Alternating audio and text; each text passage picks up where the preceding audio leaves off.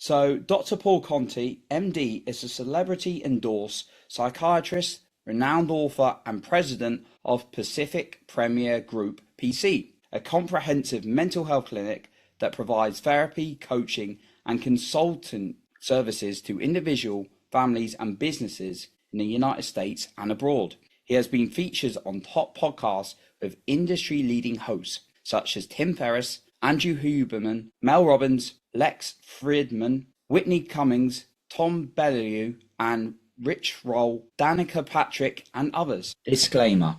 Any of the guidance offered by the podcast host, myself, or the podcast guests is our own guidance. We are not liable for any of the actions the podcast listener decides to do. So welcome to the show today, Dr. Conti. Glad to have you on. Thank you. Thanks for having me. It's a pleasure to be here. Absolutely. I'm really excited to hear about your book and all your work. I'm massively into mental health myself, and I know a lot of the listeners are always looking to improve that themselves and their own relationship themselves. So I know it's going to be a really valuable conversation, but Dr. Conti, I'd love to know, first of all, where does your drive to help people with their mental health come from? Well, there's been a lot of trauma in my life, and when I went to medical school, the thought was I'm going to learn about human beings and learn how to help people. And when I saw that through psychiatry, there's a lot of it that is quite medical, and you're thinking about medical things and sometimes neurological things, but that all sits in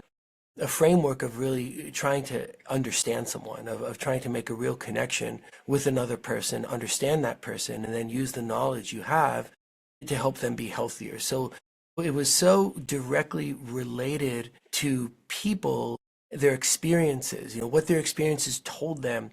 And oftentimes we just kind of run forward in life. I mean, there's so much stress in life, and life moves so fast that we often don't have a chance to stop and perhaps really get to know and understand ourselves. So the realization that that could be done in a collaborative way with a person, and it could really make an impact and help them change their life, was very, very appealing to me, and it's what led me down the path to psychiatry.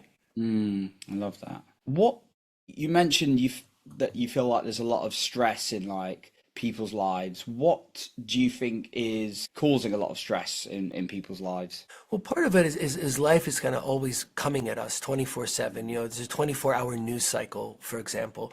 And there's always something that we can look at, learn about, think about in our own lives, check bank accounts or check safety and world events. And there's always something coming at us, and there's so much to do.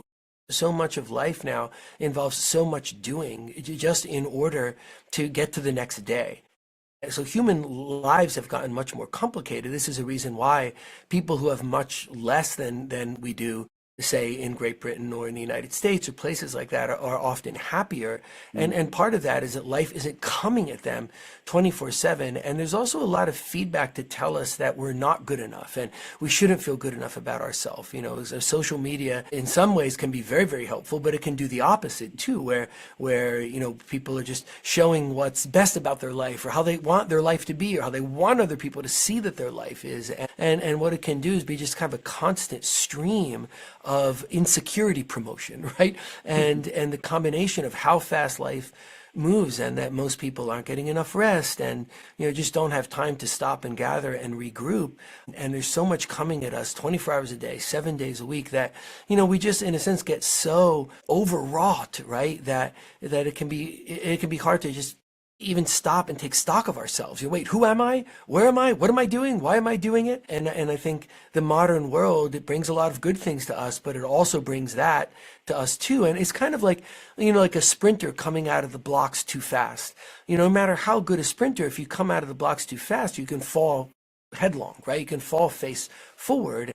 And a lot of times we're just trying to move so fast in life just to keep up with it that, we can make mistakes. We can fall, we can metaphorically fall face forward, and then we get down on ourselves and we start making that the story of self. And we can just kind of lose our way. It's pretty easy to do that and to lose the thread of ourselves. I like the analogy of the sprinter coming out the blocks as well. Yeah, just going too quick. I also like what you talked about with certain countries where maybe they don't have as much resources and food, but actually less coming at them as well. And sometimes maybe their like stress is actually a lot less because there's a lot less coming at them. Which is more how we're built to be, right? We're built to be able to endure really high stress, but in kind of brief bursts. Right, we're not built to feel stressed all the time, and that's a complaint of many people, is feeling some level of stress all the time, and then not being able to find any peace. When there's just downtime and there isn't something to think about, there isn't something to do. It seems like there's always something that can be done, and there's always something kind of pulling at us for the doing, and it can get us into a place where our systems are just overwrought or overwhelmed. And then we start having stories about ourselves that have a bias towards the negative. I do think it's so easy to lose the thread of ourselves, of what's going right in all of us. And way more is going right than is going wrong in all of us. Even in someone who might say, well, I'm not going to take any pleasure out of this day, or maybe my life is difficult and stressful, but you're getting up and doing your life, often just getting out of bed and being able to meet your life where it's at and get through the day and do whatever one does in order to keep a family running, take care of people around you. There's so much that's going right in any person that's able to live life from one day to the next. And if we start from that, then we're seeing the whole story of ourselves, and it makes it easier then to look at what's not the way we want it to be. What's going right it's not a Pollyanna concept of let's just look at what's going right. It's saying, no, if we look at ourselves with a real and honest lens, which starts with what is going right in me, what is the story of self that gets me to this point in time? Far more had to go right than wrong for me to be here. Let me start there and really try and understand myself and my strengths. Now let me look at what needs to be different. So someone who feels dissatisfied in their job, say, and really wants another job, they want things to be better, but they're not looking for another job.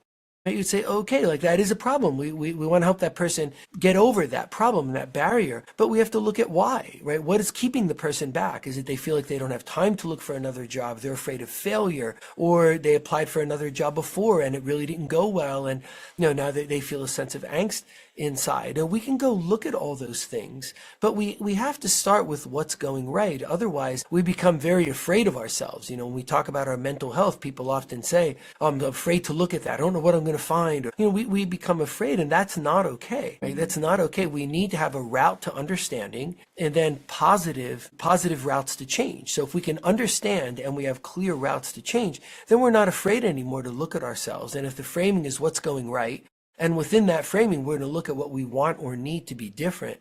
Now that's a whole shift from how mental health is generally approached now, which is why our mental health is getting worse as a population, is where there's no organized structure to understand and bring change. So we become afraid of mental health, very different from physical health, where we understand how our bodies work and we understand there's a whole wellness industry and we want to be healthy. So we're not afraid of physical health like we're afraid of mental health, but that's a failing on the part of the system. It doesn't have to be that way. I like what you said about, I know your book is What's Going Right, and it's focusing on that as maybe the gratitude and the things that have been good. But yeah, it sounds like it's not just about what's looking right, but actually, burying your head in the sand, there's no problems, but it's about feeling what's good and then actually being very honest and addressing what's going on is your approach. Right. Because what's going right means really one big aspect of that is looking at our strengths. So how many people will say, oh, I want more friends, but no one likes me, or I'd like to find a romantic partner, but it never works out for me, or it always goes the same way every time. And then you see that's not really the truth. It's not the truth that no one likes that person. In fact, probably quite a lot of people like that person. But often the person, as things have gotten worse, they do less, they socialize less, then they feel isolated, and then they find an explanation for that makes them feel worse, right? As opposed to saying, well, let's look at that. Is it true that no one likes you? When have you socialized more? When have you been able to find a romantic partner? If it didn't go well, why was that? Let's take a look at that so that maybe it can be different. So we're looking at strengths, and often you find that a person has, for example, resilience in them, perseverance in them, the ability to connect with other people, and they often are telling themselves the exact opposite. So what's going right, again, it's not saying let's just shift to a place that feels good. It's saying let's shift away from a place that both feels bad and is false, towards a place that feels better and is true. And from that place, we're empowered to look at ourselves honestly and truly and bring change. So that person who wants to find a romantic partner, they may have to make some changes in their life, but they're not going to make those changes if they think no one likes me, it never ends well, I never find a good person, good people always reject me, I can't stick with it. Who's going to go try something new then? And very often, for example, especially with romance, people will say, I give up on it, everything goes poorly all the time, I've had 7 bad relationships, and then often I'll say to a person, if you've had 7 bad relationships and they've all been different, maybe I'll agree with you. But that's not what you're going to tell me. And then the person will tell about a pattern. Maybe that person is trying to please too much, or maybe that person is trying to control too much. So by looking at what's going right in them, then we can look at why is that person trying to please too much? Because maybe that's the reason they haven't had healthy relationships. Or why is that person trying to control too much? The idea is that there's an answer to the questions of self. We don't have to think, gosh, I want something, I can't get it, and then we're afraid to look at it. We never solve our problems by turning away from them, right? But if we're empowered to understand and bring change, then why wouldn't we look at our problems and say, gosh, if I've had 5 bad relationships in a row, let me go look at what might have been similar. I was present in all 5 of them. So what might I have been doing? And instead of like, oh my God, what's wrong with me? Which makes people afraid to do that, to say, let me look for a pattern. Like, it's okay.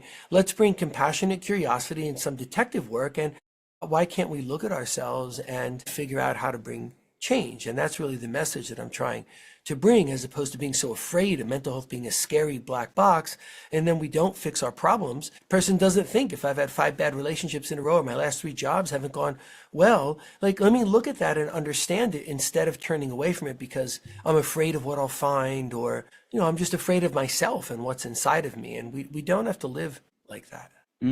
So why don't you feel like people reflect and get honest with themselves? Is it that fear? Well, human beings want to understand, right? So just like as a child, remember as a child, there was one of the old clothes trees, that it kind of looked like a monster, it would have poles, is a big pole, and then there's things sticking off of it. And I remember my brother and I would look at it and we'd be afraid. We'd think there's a monster in the room. You could see it in the shadows, right? And then one of us would cry or we'd be upset. And then, a parent would come and turn the light on and you would see it's just a clothes tree. It's not a monster. Standing brings empowerment. And now we often in mental health are like the kid looking at the clothes tree in the dark and it looks like a monster, right? We need information. That's what empowers us, right? As soon as we know it's not a monster, there's a route to understanding. Now we're not afraid anymore. But if we're in the dark, so to speak, how are we not going to be afraid? And who's going to feel empowered to go solve their problems when we feel, number 1, in the dark, and number 2, afraid? So the point is, we don't have to be in the dark. We don't have to be afraid. We can look at ourselves. We're not going to find some horrible thing. The vast, vast majority of people, there's no horrible thing lurking inside. We're just afraid to look at ourselves. So then we don't see the good things, and we don't have the opportunity to bring for the detective work to bring us some answers. Okay, I know what I've been doing. That's why these relationships haven't gone well. Or, gosh, let me try this different or that different. So I also try and take the energy out of a lot of it. This is not meta approach or something new and complicated. What I'm advocating for is what I think of as simple goodness, the simple goodness of saying, why can't we bring compassionate curiosity to ourselves and learn something and bring change? Let's do that. And there's a way to doing that where we have information, we feel empowered instead of afraid, and I try and provide a lot of practical routes to change. So there's a lot of practical guidance in the book. Once a person can identify, oh, I think this is maybe where the issue is at, there are then routes of gaining greater understanding and making change.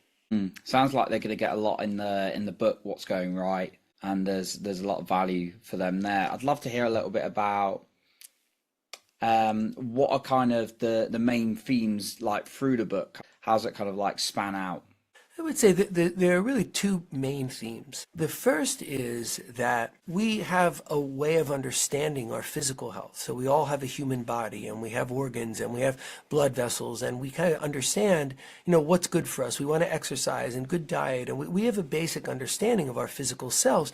Why? Because as human beings, we have a physical body, right? And we have parallels there. Like we all have the same thing because we're human. Right? The same is true of our mental health. We all have a structure of self and a function of self, just like there's a structure of our bodies, and then there's a way our bodies function. But we all, as being humans, have these 2 foundational pillars, a structure of our our mind and a function of our mind. And the answers are there, just like if I'm having a physical health issue, the answer's in my body. That's where the answer is, and we can go through a process of understanding so we learn where the problem is and what we might do about it. The same is true of our mental health, and on those two foundations, the structure of self and the function of self, we build good things like empowerment inside, so we meet the world through the lens of agency, and a sense of humility inside. And humility here means the humility to have made mistakes, for our lives to not be exactly how we want them to be, to have done things that don't feel great, to have been through bad things in our lives, and to say, okay, this is part of being human, right? I have to accept this about myself instead of beating up on myself or being so afraid of myself, right? Because things haven't gone exactly the way I want, or even there are things I might feel ashamed inside. So I have to have the humility to say that comes with being human. And it's that humility that leads us to meet life through the lens of gratitude. And if we're meeting life through agency and gratitude, then what we're doing is we're keeping our drives in balance. And this is how we stay healthy. And the second main point of the book is about our drives. Humans have historically been thought as having two drives: assertion or aggression. I want to make what I do felt around me, and pleasure seeking. And that could be pleasure as we conceive of it, or it could be the pleasure of, say, having enough food or a roof over our heads. But if we were just assertion machines looking for pleasure, that does not explain our humanness, right? It is our human birthright to be more than that. Assertion and pleasure don't describe, for example, altruism. They don't describe why humans will do things that are beyond what just benefits them. People will go into helping professions, for example, when there might be professions that pay them more that aren't helping professions. Why do people do that, right? There's a sense of the beyond us, and we want to make an impact on life, not just assert myself and then I get what I want, but to be a force that makes the world around us better. It's why you started this podcast, right? It's why people do things that are beyond just themselves. And this, our human birthright, is the generative drive. And when our assertion drives and our pleasure drives are sitting underneath the generative drive, which is governing us, this is when we find happiness. So if the foundation of the structure of self and the function of self are healthy, we can go look at that and see where there's health and where we need to bring change. And then we get agency and gratitude when we're meeting the world, and then we balance our assertion and pleasure drives. This is how people are happy. When we think we want to be happy and lead a good life, what does that really mean? There's a lot of information about this. People want to find peace, contentment, and delight. No matter what age we're at, when we study people, whether they're young or old, this is what we're searching for, and this is what gives us that.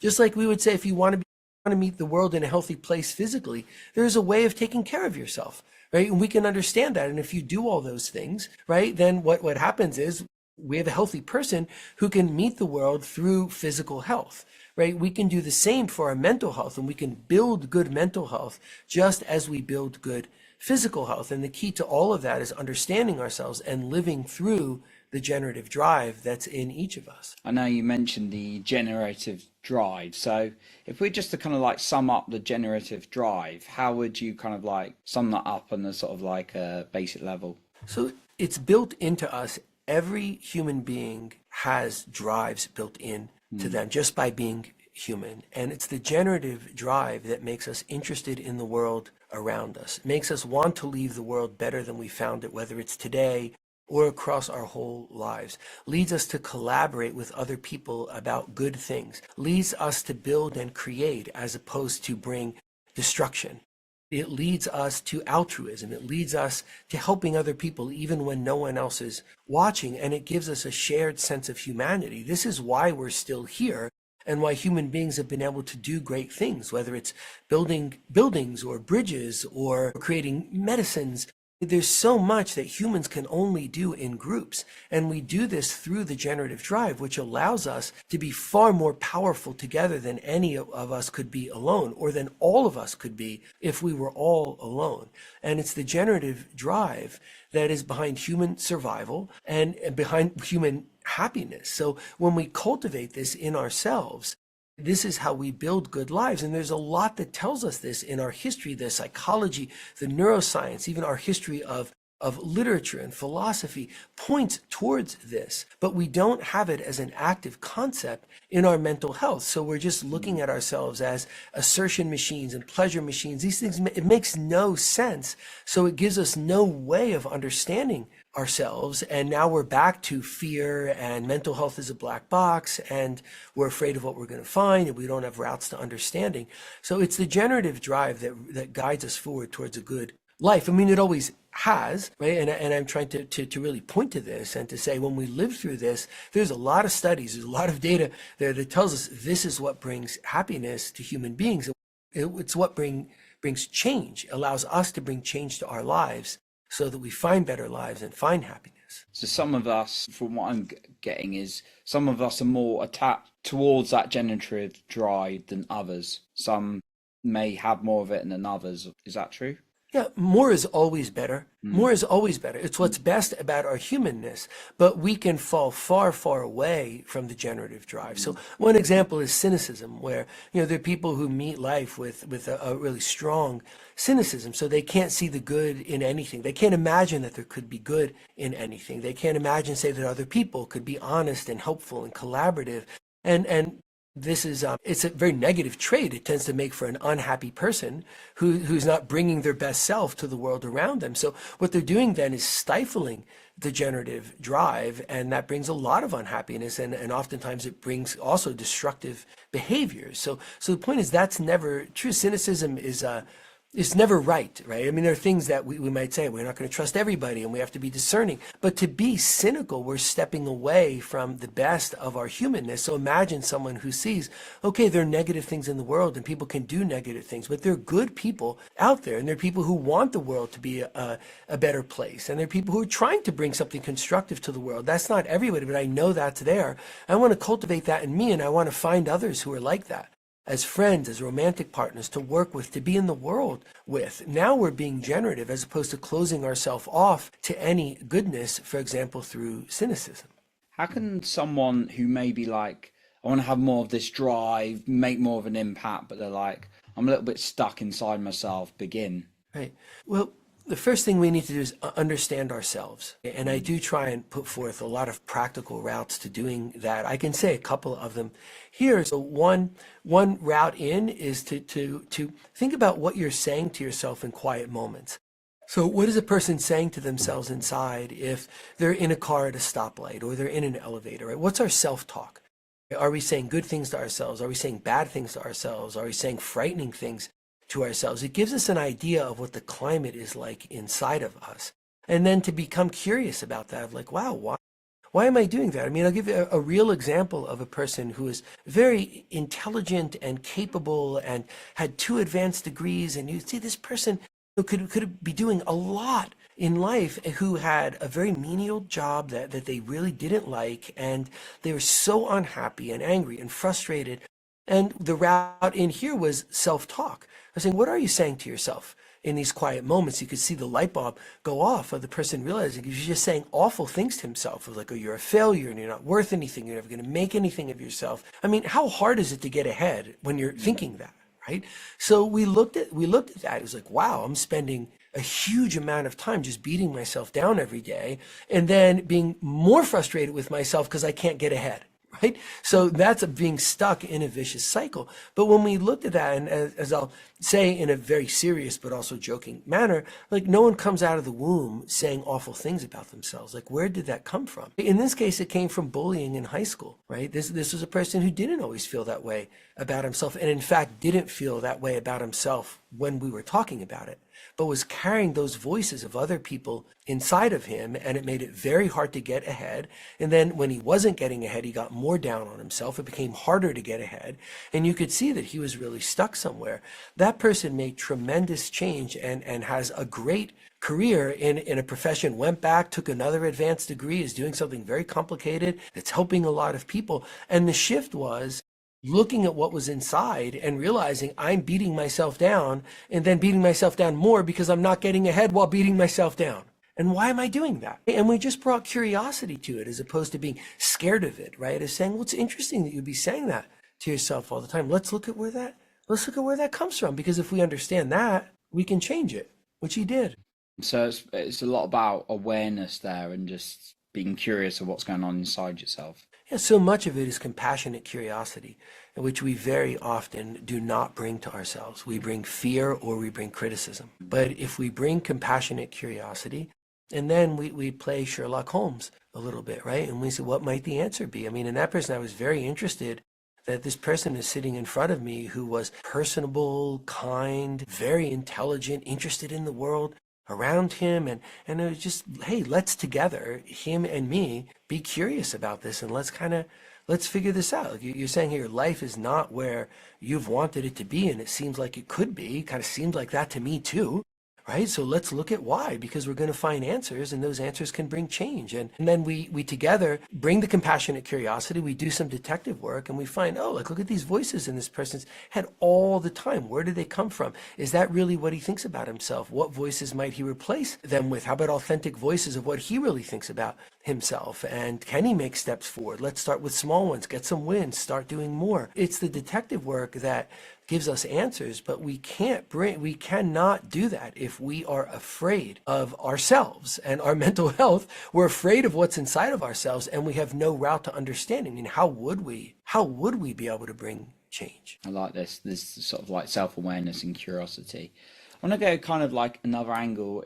Imagine if you got like the individual who's just an all-time low, like, and just not feeling good about life, like everything's overwhelming, getting out of bed is like a struggle, all that kind of thing. With kind of like all these like tools, how can they sort of start to elevate their mood a little bit and really pick themselves up? The first thing I should say is if someone is in a really bad place, so someone really can't get themselves out of bed, or they're having thoughts of not wanting to be alive anymore, like, that's a time to get professional help.